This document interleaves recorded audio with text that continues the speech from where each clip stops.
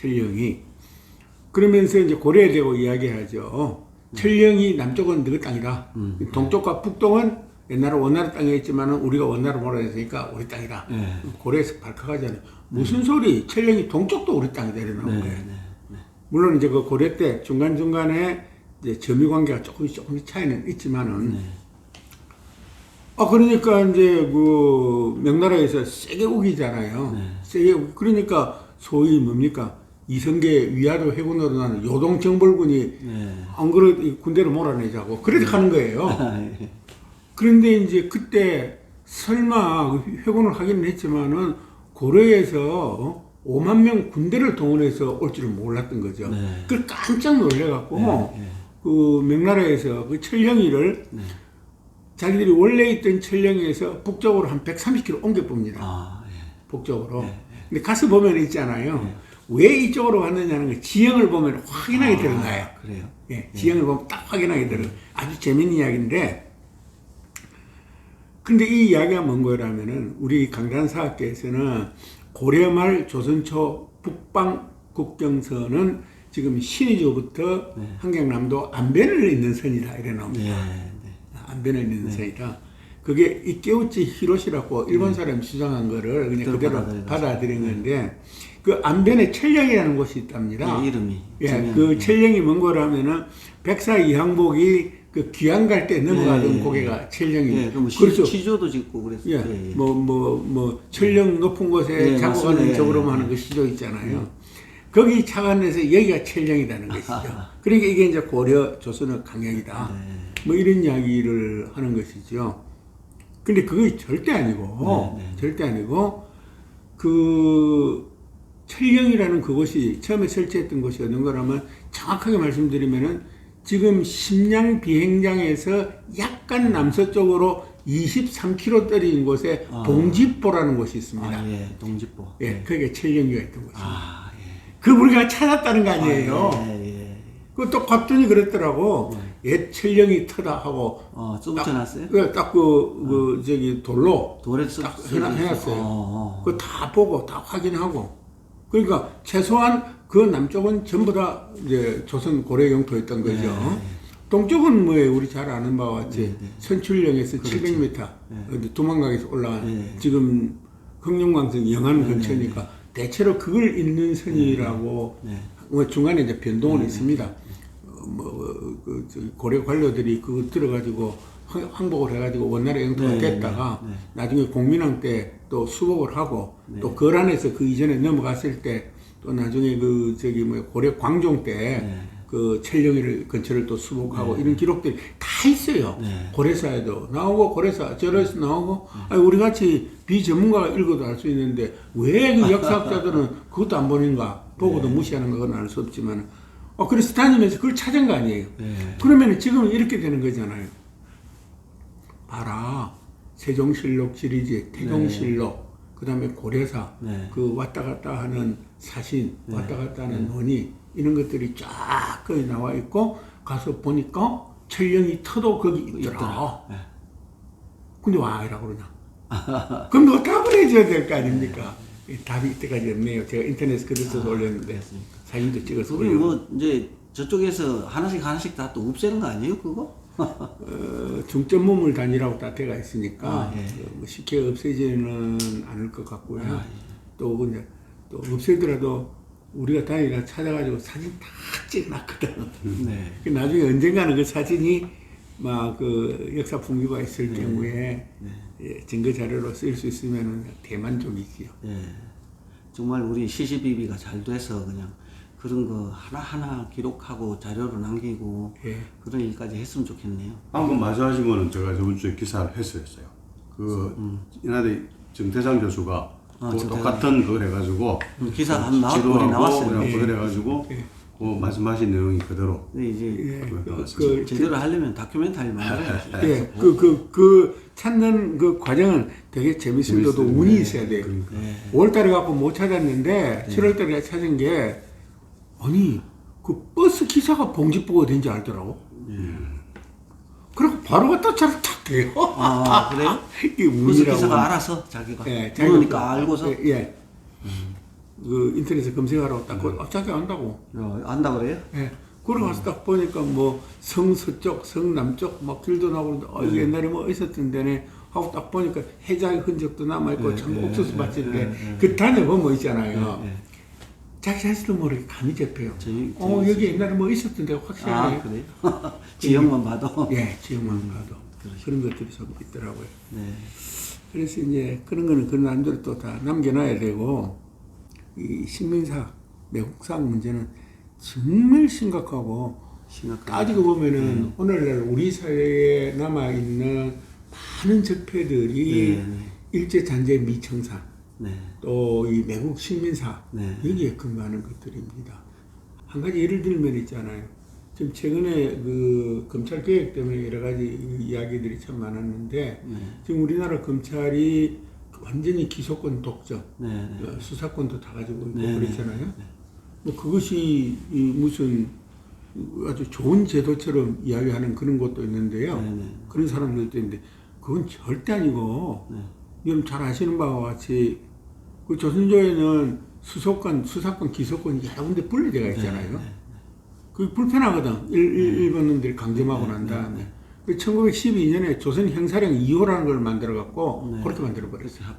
합쳐버리고. 그 다음에 영장 없이 예비검사할 수 있는 제도까지 만들고. 그 이제 독립투사들 잡자는 이야기죠. 그 전통이 지금까지 내려온 거거든요. 뭐 이제 전부 다 일제 잔재 미청산에서 오는 엄청난 적폐를 가지고 지금까지도 국론이 분열되고 국민들끼리 갈등을 겪고 하는 이런 문제가 남아있죠. 계기가 만들어지지 않겠습니까? 뭐 이번에 여러 가지 시끄러운 일도 있었고. 예, 뭐 그 계기는 중간중간에 국민들이 있었고. 많이 알게 됐고요, 이제. 알게 됐고, 그래서 계기가 만들어질 것 같아요. 어쨌든 바로 이제 그 연계해서 한번 여쭤볼게요. 지금 여야 대치, 지금 전국이 엄청나게 심하잖아요. 여야 대치 전국이 엄청나게 심해서 지금 조국 사태도 있었고, 그걸로 인해서 나라가 들썩들썩하고 이렇게 오랫동안 그런 일도 벌어졌잖아요. 어떻게 보면 우리가 지금 국내외적인 여건이나 상황을 봤을 때는 힘을 모아도 시원찮을판에 너무 이제 그런 너무 갈라치는 어떤 그런 일들이 너무 많아서 참 걱정인데요.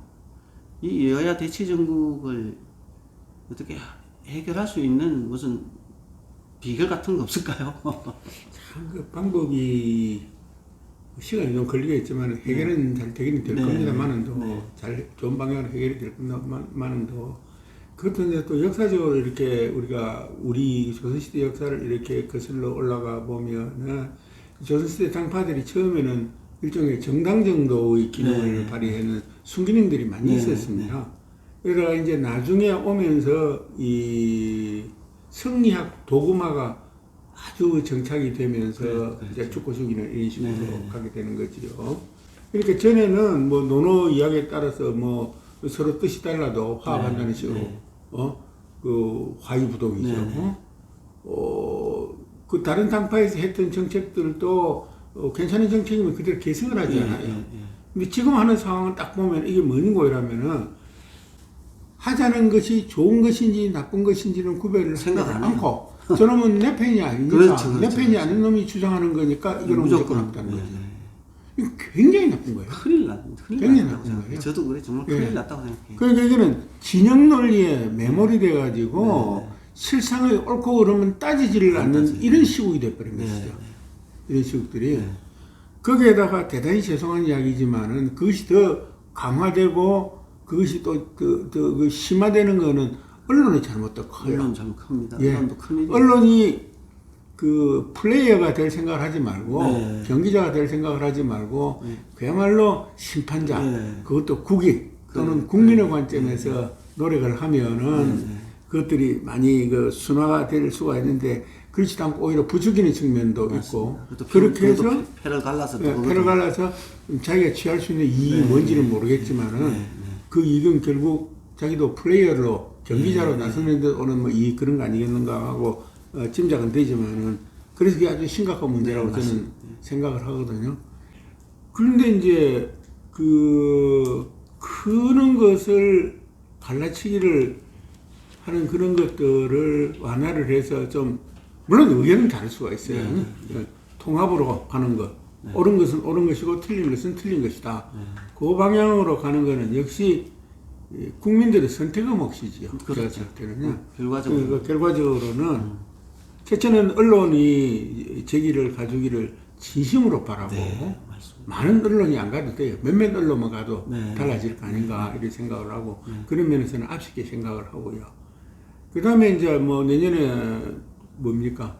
총선. 총선이 있는데 선거에서 깨어있는 국민들이 선택을 해줘야죠. 근데 선택을 할 때 있잖아요. 옛날에 미국에서 이런 일이 있었습니다. 미국에도 초기에는 금권 선거가 많이 있었어요. 금권 선거. 왜 금권 선거가 이제 없어졌나라면 재미있는 우화가 있는데 막 그 5달러 주고 10달러 주고 내 찍어주라 이래야 되잖아요.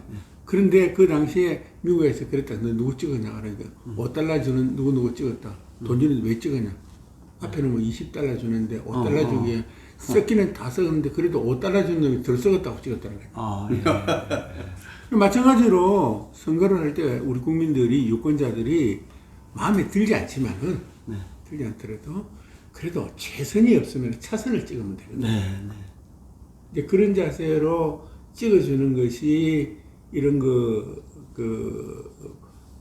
무작정 진영 논리에 빠지는 것을 헤쳐나갈 수 있는 좋은 그 수단이 아닌가 이렇게 생각을 하고 그 다음에 이제 이거를 할 수 있는 방법은 대통령께서 인사할 때 탕평 인사를 해야 됩니다. 예, 그게 중요한 거. 대단히 중요합니다. 중요한 것 같아요. 예, 탕평 인사 말이 쉬워서 탕평 인사지 쉬운 거는 절대 아닌데요.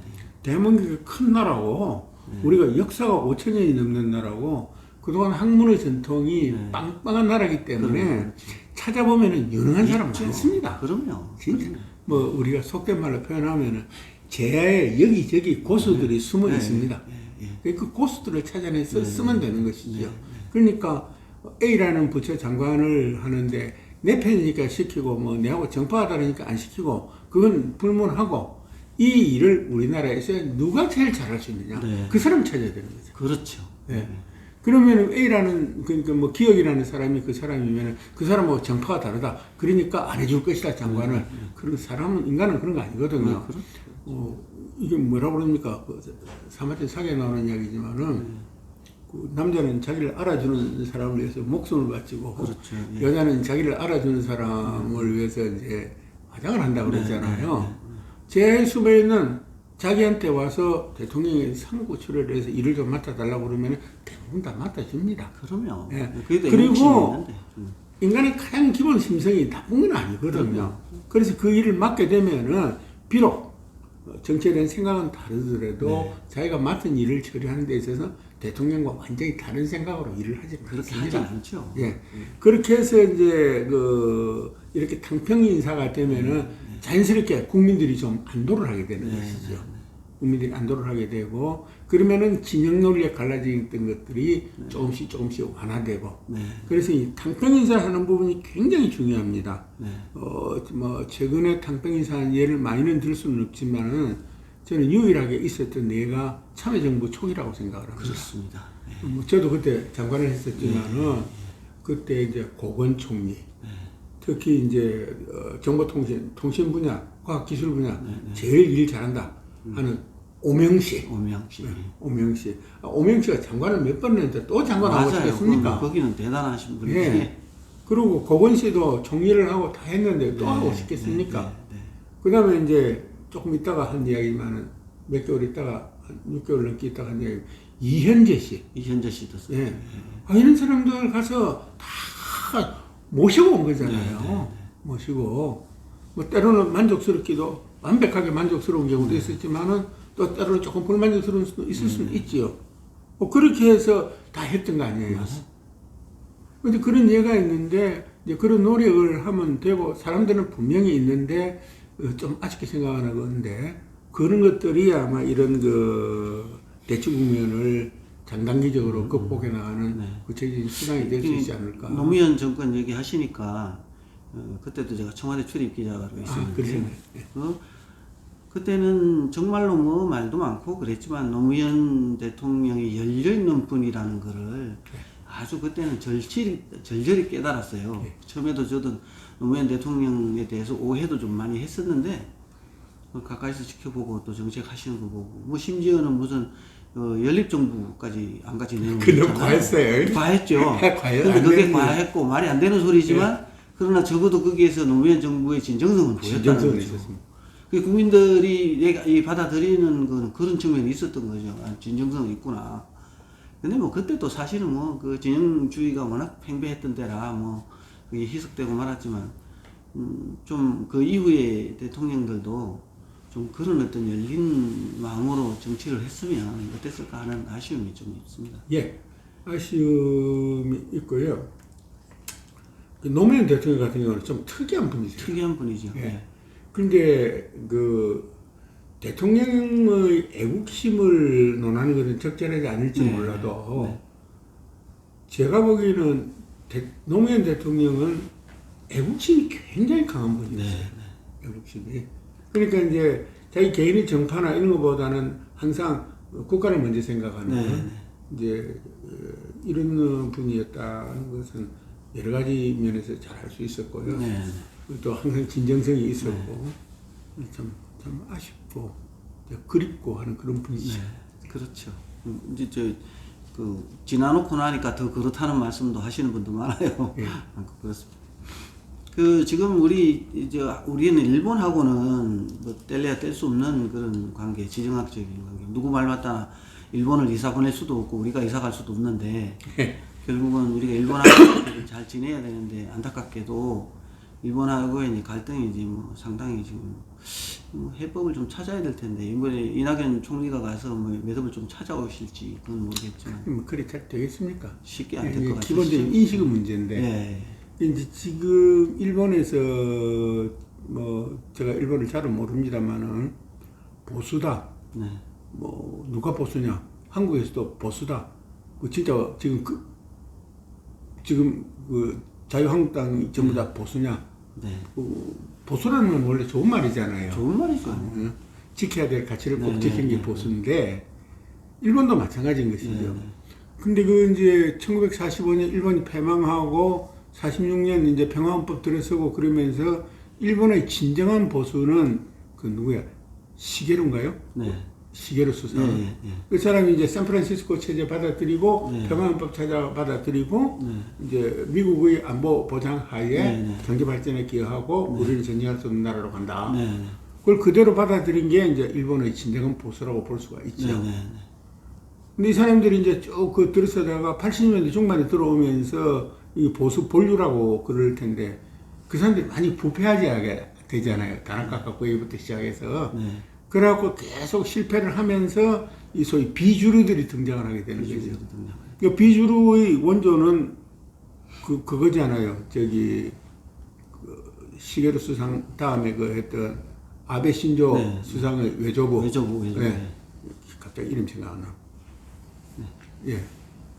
외조부인데 그 양반의 평생의 목표가 소위 전쟁할 수 있는 나라로 만드는 거잖아요. 전쟁할 수 있는 나라로 만든다는 것은 바로 뭡니까? 중국까지 만주까지 먹었던 대일본 제국의 영광을 재현하겠다는 이야기 아닙니까? 이제 그런 과정에서 앞에 보수 본류들은 그런 건데 이 사람들 그 인정하지 않는 거잖아요. 그러니까 이게 그 이제 그 후손이고 그 정파고 그 정파가 이제 정착을 해서 이제 소위 보수가 돼버렸는데 아베 신조가 수상을 하고 있고 또 그 다음에 또 누가 수상을 할지 모르지만은 이 사람들이 자기들의 기본적인 것을 있는 그대로 인식하지 않는 한 그 아주 깔끔한 해결책은 없지요. 네. 깔끔한 해결책은 없다라고 생각을 하면서 그런데 이제 우리는 우리대로 아무것도 안 하고 있어도 괜찮느냐 이런 생각을 하게 됩니다. 많은 사람들이 지금 실정을 이제 조선왕조 만렙하고 비교하는데 그거는 같지 않아요. 예, 지금 우리 1인당 국민 소득 수준이 대략 일본의 80%대거든요. 80%대고 특히 일본은 지금 우리를 굉장히 질시하고 있는 거 아닙니까? 거기다가 지금 남한만 해서 군대가 60만이에요. 북한까지 포함하면은 대략 한 3, 40만 원 명이 될 거예요.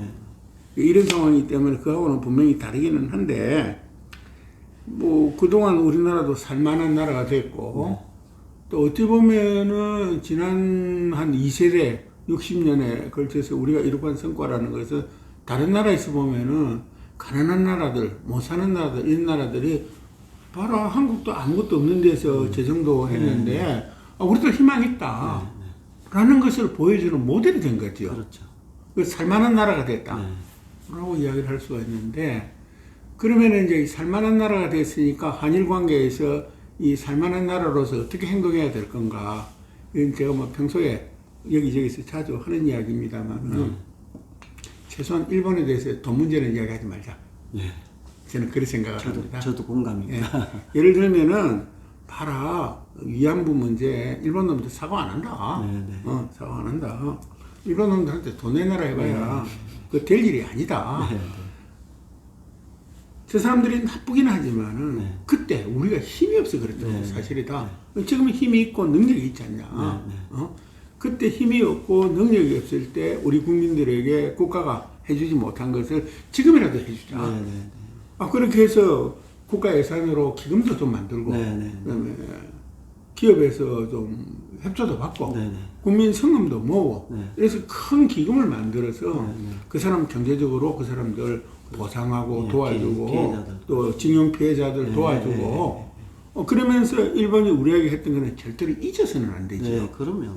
그는 분명히 기억을 하고, 그러면서 또 한편으로는 이제 일본하고 그 이야기를 할 때 있을 때는 당당하게 이야기를 하고, 그러면서 무역 문제나 이런 문제에 대해서는 우리도 당당하게 할 필요가 있고, 또 예를 들어서 뭐 산업 구조면에서 국제 분업이 불가피하기는 하지만은 그 범위내에서 독자적으로 할 수 있는 거를 쭉 해나가고, 그러면서 지금 문재인 정권이 잘하고 있다고 봐야잖아요. 또 상당히 이 성과도 있고, 그런 식으로 해서 우리는 우리의 자존심도 생기고. 그렇죠. 그래서 지금 우스갯소리로 저도 전에 한번 우리 이제 동료들하고 모여서 이야기를 할 때 그 얘기 했어요. 대법원 판결이 났을 때 우리가 일단 일본에 판결이 났으니까 너네가 돈 내놔라 일단 해놓고 기간을 정해주고 그걸 안 내면은 그때 우리 정부가 나서서 이 치사한 놈들아 너희들이 잘못했다는 게 법적으로까지 지금 입증이 됐는데 그 돈 몇 푼 안 되는 그거 안 내놓냐, 그건 우리가 정부 책임지겠다, 이제 돈 달라 소리 안 하겠다 그러면서, 그러나 너네들이 잘못한 것은 계속해서 공정하겠다, 바로 밝혀나가겠다, 이렇게 했으면 더 멋있었겠다. 그런 생각을 제가 했어요. 그래서 술 먹다 그 얘기했어요. 얼마나 야구르겠냐 저희들. 판결 났는데 너 돈 내놔라 안 하겠다. 그런데 나쁜 놈들이야 이러면 무지하게 야올랐을 텐데. 근데 그게 돈이 얼마 안 돼요. 네, 얼마 안 되더라고요. 다 해봐야 얼마 되는 돈도 아니고. 그래서 이제 살만한 나라가 됐으니까 살만한 나라에 걸맞는 그렇죠. 태도를 취하는 것이 현재로서는 한일 관계를 풀어나가는 기초가 되지 않을까. 구체적인 방법으로는 방금 그런 말씀을 드리기에는 했는데, 하여튼 근데 이거는 또 이제 뭐 경제적인 문제는 이렇게 하면 또 풀어질 수가 있을 건데, 사과하고 안 하고 하는 것도 일본은 전에 사과를 한번 했었잖아요. 누구야 저기 3인당 당수하던 사람이 수상할 때라고 하고, 그래 했는데 그 뒤에 이제 또 이 비주류 보수들이 정권 잡고 난 다음에 그걸 전부 다 뒤집어 버렸잖아요. 뒤집었죠. 그래서 문제가 지금 그게 이제 문제가 더 복잡한 것이죠.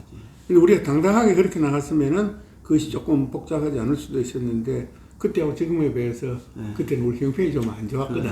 요새 형편이 좋으니까 훨씬 더 당당하게 나갈 수 있다고 생각을 저는 하는데, 이런 이야기는 그냥 하기도 참 어려운 이야기를 했습니다. 어떤 사람들은 또 되게 안 좋아할 수도 있거든요. 안 좋아할 수도 있는데, 전제는 이제 우리가 감당할 능력이 있다. 그런 거죠. 그래서 또 오히려 더 자신감 있게 이렇게 당당하게 자신감 있고. 그것도 보세요. 일본이 세 가지 반도체 그 수출 뭡니까 소재 금지 조치 내리니까 금방 하잖아요. 이제는 우리가 그런 거에 완전히 발목이 잡힐 그럴 우리 단계는 아니잖아요. 뭐 삼성 일본에 보니까 뭐 어마어마하게 또 실적을 했던데. 좀 이제 일본 문제는, 일본도 민주주의를 하는 나라니까 여론이 어떤 보편 타당한 쪽으로 여론이 가야 되는데, 지금 아베가 쓰고 있는 정책 자체가 결국 일본 그 국민들이 좋아할 만한 포퓰리즘 정책을 계속 가지고 지금 여기까지 오고 있잖아요. 네. 그래서 그거를 저번에는 저는 한번 일본 시민단체하고 우리 시민단체들이 이 같은 목소리를 내는 걸 좀 확산하면 좋겠다. 그런 얘기를 했는데 뭐 일본의 시민단체가 좀 그렇게 좀 약하다면서요, 일본은. 뭐 그렇답니다. 저도 예. 자세히는 모르는데 근데 이런 게 있거든요. 우리가 그 주변국을 항상 볼 때 그냥 제가 경험한 범위 내에서밖에 말씀을 못 드리는데 중국이 경제적으로 아무리 이렇게 번영을 하고 이래도 네. 아직까지는 중국이 공산주의 국가라는 걸 절대 잊어서는 안 됩니다. 맞습니다. 예, 예. 일본도 민주주의 국가라고 이야기를 하지만 가만히 생각해 보면 있잖아요. 일본의 민주주의는 일본 국민들이 쟁취한 민주주의가 아닙니다. 맞습니다. 갖다 주는 거잖아요. 예, 갖다 준 거, 갖다 앵겨준 거거든요. 그렇기 때문에 그 사이에 큰 차이가 있죠. 근데 우리는 민주화는 뭡니까? 우리가 쟁취한 쟁취한 겁니다. 예, 그런 면에서 보면은 중국 사람들이 우리가 좀 무섭기도 하고, 일본도 좀 무섭기도 하지요. 네. 예를 들면 이런 이야기도 있잖아요. 사드 문제가 터졌을 때 중국 그 유카들이 안 왔잖아요. 예. 어? 그 무슨 뭐 사드 때문에 안 보냈다 그 이야기가 아니고 이런 이야기도 하더라고요. 이 중국 지도부 입장에서 봐라 어떻겠냐. 한국은 촛불로 끌어내라 뿌는 나라인데 우리 중국 국민들이 가서 그것 보고 뽐받아 오면 어쩌냐 그래서 안 보냈다. 그런 얘기까지 하더라고요. 아니 그 영향이 있을 거예요. 있을 거예요. 중국도 지금 스마트폰까지 다 열린 그런 나라가 됐잖아요. 나라가 됐 지금은 아직 뭐 기술적으로 막을 수 있어서 지금은 뭐 그걸 막는다고 그러대요. 막는다고 그러는데 한계가 있어요. 저 결국 조금 더 지나가면 중국도 민주화 운동이 막 굉장히 크게 일어날 가능성이 있다고 예, 생각합니다. 그럴 가능성이 있죠. 예, 특히 어떻게 이제 터질지 모르는데 뭐 역사적으로 보면은 중국이 이제 혼란해지는 거는 빈부격차가 심해지면 100% 혼란해지잖아요. 그러면 예. 당대 거지가 황제가 될 수 있는 나라니까. 그러니까. 물론 뭐 지금 현대지만 일본 같은 경우도 그런 면에서 보면은 시민단체 영향이 굉장히 센데 최근에 여론조사를 우연히 신문에서 언론에서 봤더니 그래도 일본 국민의 한 58% 정도가 헌법구조 전쟁할 수 있는 나라 그 개헌에 반대하는 걸로 나옵니다. 반대한다 다수라고 그러대요 아직은. 아직까지는 다수고 그랬는데 그게 이제 그 지소미아도 제가 잘 모릅니다. 지소미아도. 근데 그 지소미아에 이런 조항이 있다고 하는 이야기를 들었어요. 만약에 한국에서 이제 그 문제가 생겨가지고 미군이 안보를 담당해 줘야 될 때 힘이 부족하면은 일본 자위대의 도움을 받을 수 있다. 뭐 이런 조항이 있다 그러대요. 저 잘 모르겠네요. 그런 조항이 있다 그러던데 그 이야기는 이제 일본군이 한국에 상륙할 수도 있다는 이야기거든요. 그건 잘못된 얘기. 그건 얘기가 아니에요. 글쎄요, 저보고 이걸 보면 뭐 극단한 문제라고 이야기할지 모르지만 저는 어떠한 경우라도 일본군 일개 분대라도 대한민국 영토에 들어오면 안 된다고 생각합니다. 그건 무슨 민족 감정이 아니고 감정이 아니고 뭐 그거는 이미 역사가 입증을 한 거기 때문에 경험에 경험적에 비추어서 경험적에 비추어서 근데 중국의 민주화 문제는 제가 어느 책에서 읽었는데 이 세상에서 존재하는 마약 중에서 자유보다 더 강력한 마약은 없다. 중국이 어쨌든 풀고 있잖아요.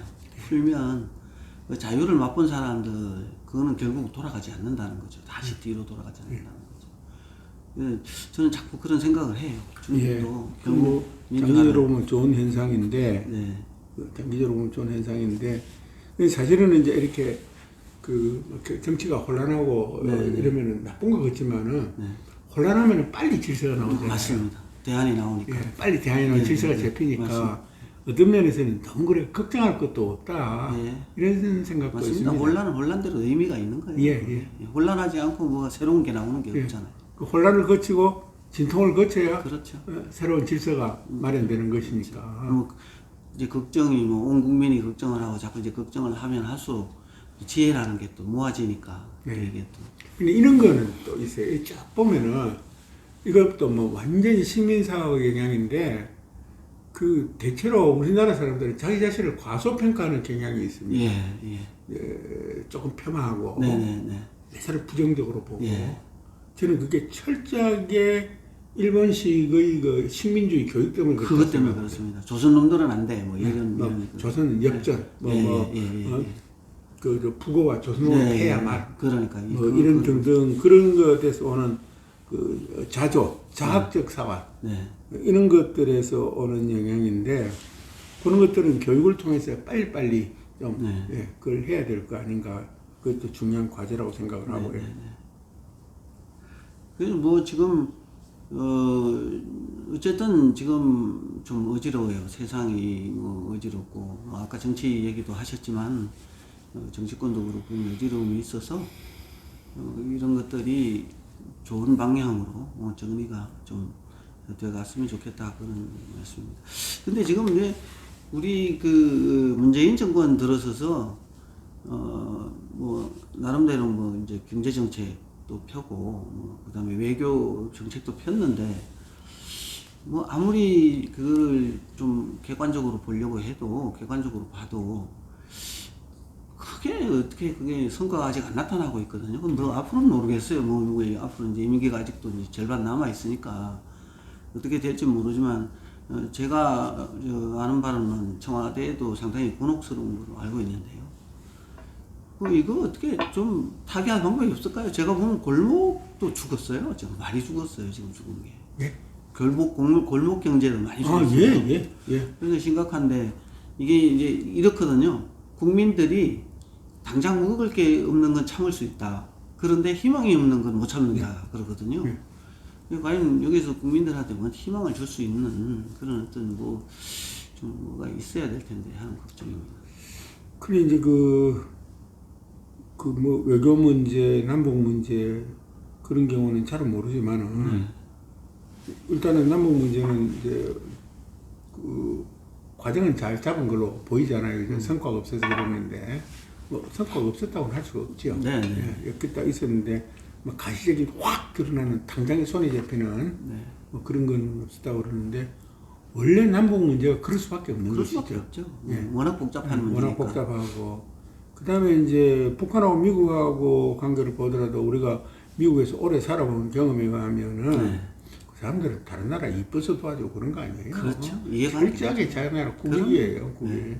근데 이제 지금 핵 문제 같은 것도 그 소박한 저희 같은 사람 입장에서 볼 때는 예를 들어 트럼프 입장에서 보면 이게 서로 상충되는 목표란 말이에요. 근데 평화를 이루어서 뭐 북한에서 ICBM 핵탄두 실하고 쏜다 그러니까 위험되니까 그것도 해소해야 되고 또 그러다 보면은 남북 관계가 좀 빵빵하고 긴장 관계가 있어야 그 무기를 또 많이 팔잖아요. 요새 무기 사라고 막 나오잖아요. 그렇죠. 그 군산 복합체 그런 입장에서 보면은 자기들 그거하고 또 이래 상충되는 그런 목표도 있잖아요. 그러니까 이게 원샷으로 깔끔하게 해결되기는 굉장히 어렵다고 그렇게 생각합니다. 될 수 있는 굉장히 어렵다고 생각하는데 다만 경제가 이리 어렵다고 그래서 아주 중요한 거는 따지고 보면 경제가 좋다고 막 한 적이 거의 없잖아요. 맞아요. 명절 때 되면은 시장 경기가 작년보다 못하다는 거 아니에요.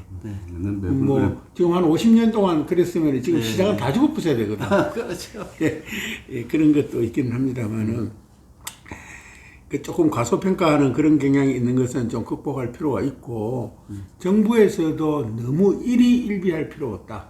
조금 더 긴 안목에서 바라봐야 되는 거 아니냐.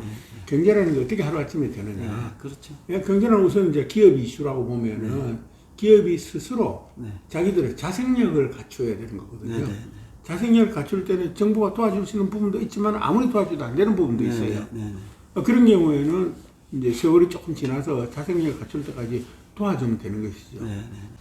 기다리지 않는다고 해서 방법이 없는 그런 문제다 하는 말씀을 드리고 그래서 좀 느긋할 필요가 있다 이런 생각이 듭니다. 느긋할 필요가 있다.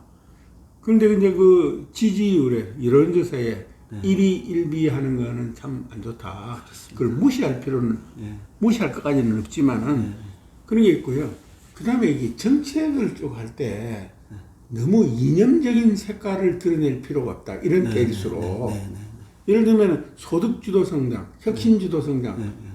그런데 소득주도 성장 한 가지만 갖고 경제 모든 것이 해결될 바에야 왜 경제가 이때까지 이 모양입니까? 그러니까요. 경제는 복잡하고 복합적이고 심리적인 것이고 이렇게 복합되는 것이니까 소득주도도 일부 하고 혁신성장도 일부 하고 이러면서 이제 다양한 형태로 이렇게 가야 되는 것인데 근데 이걸 이제 너무 이념적인 색깔, 뭐 분배 우선이다, 성장 우선이다 이래버리면은 만약에 정권이 교체됐을 경우에 과거 정권에서 하는 것은 전부 다 지워져 버려요. 예를 들면 뭐 이명박 정권 들어서서 노무현 정권 하는 건 다 없애라. 그러니까요. ABR이잖아요. 그렇기 때문에 이게 절대로 이념적인 색채를 너무 절대 드러내서는 안 된다. 이념 갖고 경쟁식 되는 경우는 참 없다. 현실에서. 이제 그런 것도 조금은 그걸 해야 될 것 같고요. 이 정책도 좀 정교하게 했으면 좋겠어요. 정교하게. 예. 정교하게. 그런데 이제 이 정책을 정교하게 따듬는 몫은 공무원 몫이란 말이에요. 공무원들이 따듬는 공무원들 몫이죠. 예. 이게 정교하지 않은 정책이 특히 소득주도 성장 같은 경우에 그 정책이 좀 정교하지 못했다고 저는 생각하는데 그거는 공무원들이 제대로 못해서 그렇다. 그럼 그걸 따져보면 왜 공무원들이 못해서 그렇겠느냐. 이게 재밌는 이야기가 될 수 있습니다.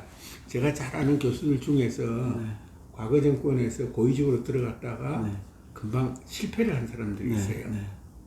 실패를 한 사람들이. 그 공통점을 보면은 이런 것 같더라고요. 밖에 있을 때 딱 보면은 공무원들은 개혁의 대상이고, 그잖아요. 혁신의 대상이고, 그렇게 보지요. 실제 그런 것도 있고, 복지부동도 있고, 뭐 이러니까. 근데 막상 자기가 그 자리를, 높은 자리를 맡았을 때, 자기하고 같이 일하는 공무원들은 전부 지 부하들이야. 그러니까 지 부하들을 보고 저놈들 계획해야지. 그렇게 보면은 그게 다 전달이 되지 않아요. 바로 알죠. 눈빛만 봐도. 일 안 해요. 빠져나올 것만 생각하고. 이거 지나가기만 기다리는 거. 자기가 장관이 되고 자기 부처 직원에 대해서 인마들은 나는 이 바꾸기는 바꿔야 되는데 지금 보니까 내 부하들이네. 내가 저놈들 잘 파악을 해서 뭘 잘하고 잘못하고 그래서 적재적소에 보태서 지 개인 발전에 도움이 되고 국가 발전에 도움이 되는 것이 대장님 내 몫이네. 이렇게 생각하는 거하고는 공무원들한테 엄청나게 큰 차이가 있습니다. 그 앞에 이제 실패한 분들은